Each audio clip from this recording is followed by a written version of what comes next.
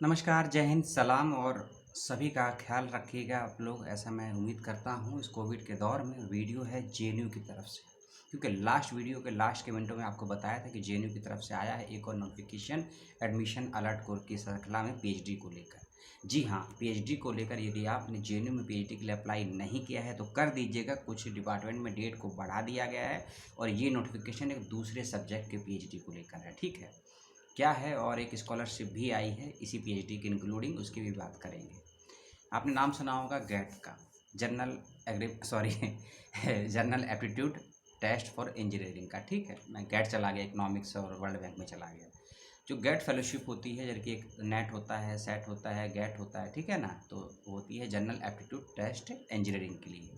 और जेएनयू में इसके लिए भी अलग से सीट आती है, क्योंकि पीएचडी में एडमिशन कई कई तरीके से होता है। एंट्रेंस के बेस पे होता है, नेट के बेस पे होता है, जेआरएफ के बेस पे होता है।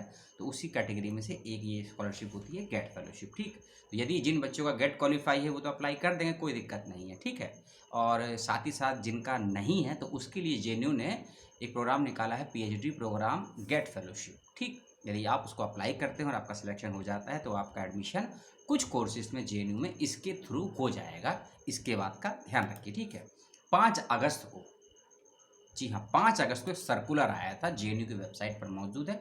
आप खोजेंगे तो आपको मिल जाएगा, नहीं तो लिंक मैं आपको नीचे डिस्क्रिप्शन बॉक्स में दे दूंगा, ठीक है। 5 अगस्त का नोटिफिकेशन कहता है, और लगभग उसमें 3, 3, 6, 3, 9 सब्जेक्ट ऐसे हैं जेएनयू में जिसमें गेट के थ्रू एडमिशन आप ले सकते हैं। और उन 9 में से टोटल 3 सब्जेक्ट ऐसे हैं जिसमें डायरेक्ट एडमिशन आप गेट के थ्रू ले सकते हैं विदाउट किसी एंट्रेंस के। तो उसकी बातचीत, थोड़ा टेक्निकल विषय है, टेक्निकल वीडियो होगा, थोड़ा ध्यान से समझिएगा और बिना स्किप करे हुए इसको देख लीजिएगा। चाहे लाइक ना करें, चाहे शेयर ना करें, लेकिन जो भी देख रहे हैं बिना स्किप करे हुए वीडियो को देखिएगा। प्रोस्पेक्टर का पेज नंबर 124 खोलिएगा आप लोग। यदि नहीं है प्रोस्पेक्टर का, उसका लिंक भी नीचे दे दूंगा, डिस्क्रिप्शन बॉक्स में पढ़ लीजिएगा। प्रोस्पेक्टर का पेज नंबर 124 खोलेंगे, वहाँ मिलेंगी आपको कुछ सीटें मिलेंगी आपको एमटेक की लेकर, ठीक है, जिसमें है एमटेक की सीटें हैं कुछ। उन्हीं सीटों पर, यानी कि उसी एमटेक मतलब इंजीनियरिंग का सब्जेक्ट होता है, टेक्नोलॉजी का होता है, उसी पर लागू होता है गेट, ठीक है। हाँ, इसमें किस सब्जेक्ट में कितनी सीटें हैं वो मैं आपको टोटल सीटें बता देता हूँ, फिर मैं आपकी उसके फेलोशिप के बारे में, कैसे रजिस्ट्रेशन करना है, क्या फीस है, उसके बारे में बताऊँगा। इसमें है मैकेनिकल इंजीनियरिंग पीएचडी, जिसमें आई हैं, कोई सीट नहीं है। उसके बाद है PhD electronics and communication engineering, जिसमें 4 सीटें हैं। PhD electronics and communication engineering 4 सीटें हैं। उसके अलावा कंप्यूटर साइंस एंड इंजीनियरिंग, इसके अंदर भी 4 सीटें हैं। अब इन 8 सीटों पे एडमिशन आप गेट के थ्रू ही ले सकते हैं, और ये 8 सीटें नई हैं।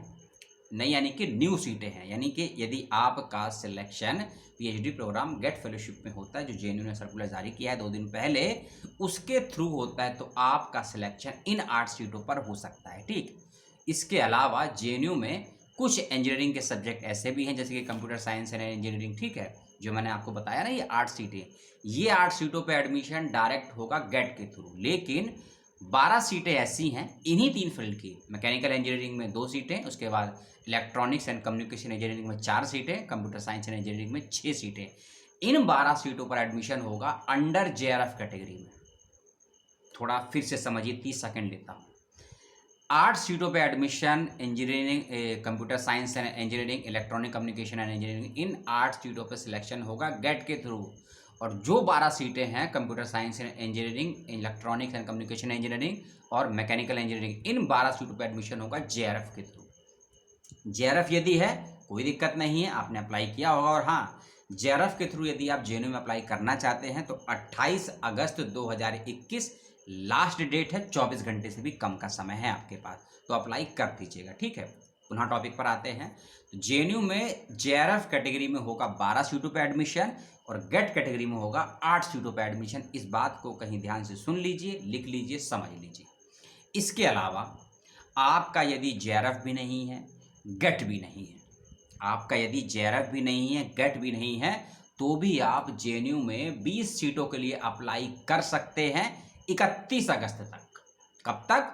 31 अगस्त तक, क्योंकि जेएनयू में डेट को बढ़ा दिया गया है, उसका भी वीडियो बना दिया गया है। तो यदि आप जेएनयू में कंप्यूटर साइंस एंड इंजीनियरिंग में इलेक्ट्रॉनिक कम्युनिकेशन इंजीनियरिंग में और मैकेनिकल इंजीनियरिंग में एंट्रेंस के थ्रू एडमिशन लेना चाहते हैं तो उसके लिए 31 अगस्त तक फॉर्म भर दीजिए और टोटल सीटें हैं 20।